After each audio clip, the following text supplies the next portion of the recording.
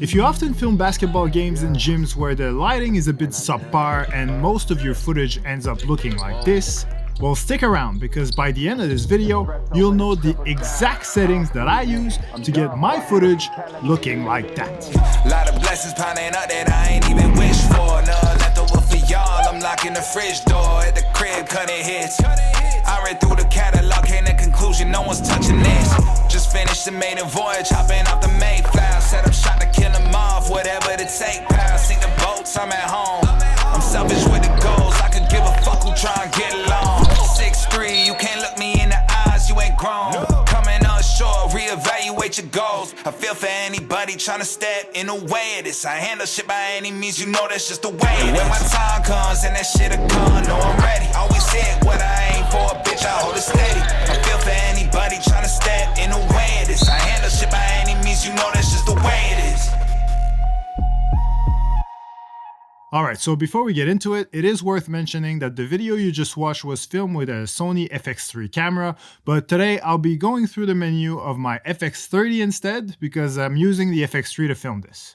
And also, don't bother taking notes because I've already taken all the notes for you. There's a link in the description that you can use to download a PDF with a list of all the settings I'll be talking about today, as well as some very valuable bonus information that I'll get into in a minute. But for now, let's start with a few settings that realistically you should only have to set up once. The first one is the video standard. If you get this one wrong, it could have very bad consequences on your footage, especially if you're filming indoors. As a rule of thumb, most countries in North and South America are NTSC, and most countries in Europe and Asia are PAL. But there are exceptions, so make sure you Google your country's video standard if you're not sure what it is. Personally, I'm in Australia at the moment, so my video was shot in PAL. But since most of my audience is in America and choosing a video standard also affects the frame rates available, for the sake of keeping things simple, I'm gonna choose NTSC.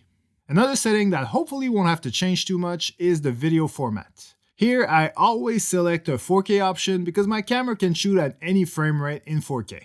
But if your camera can only shoot at 24 or 30 frames per second in 4K, and you have to be in HD 1080p to film in 60 or 120 frames per second, then I recommend that you select 1080p instead of 4K.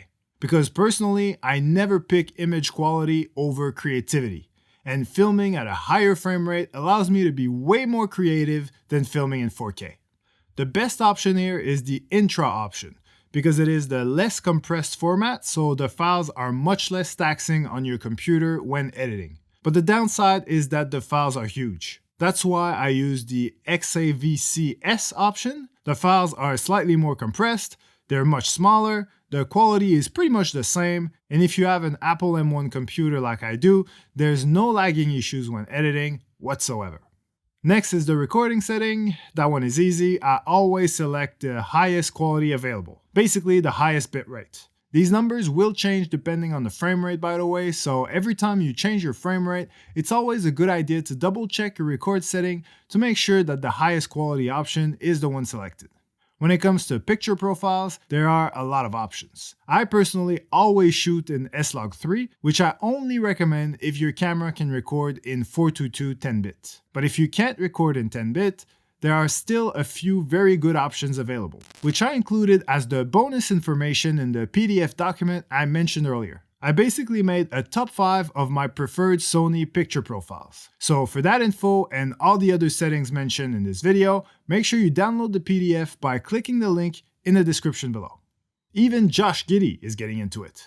Anyway, when it comes to the frame rate, I always go for the highest available. So in this case, 120 frames per second. With the shutter speed, my bare minimum is double my frame rate. So at 120, the closest to that is 1/250. But if the lighting conditions allow it, I like to push my shutter speed to 1/320 or 1/400 to add more sharpness. As far as ISO is concerned, I don't actually have to touch that because I film in a log shooting mode called Cine EI, where basically my camera can only record at the 2 base ISO values. If I want to go any lower or higher than that, I have to do it in post.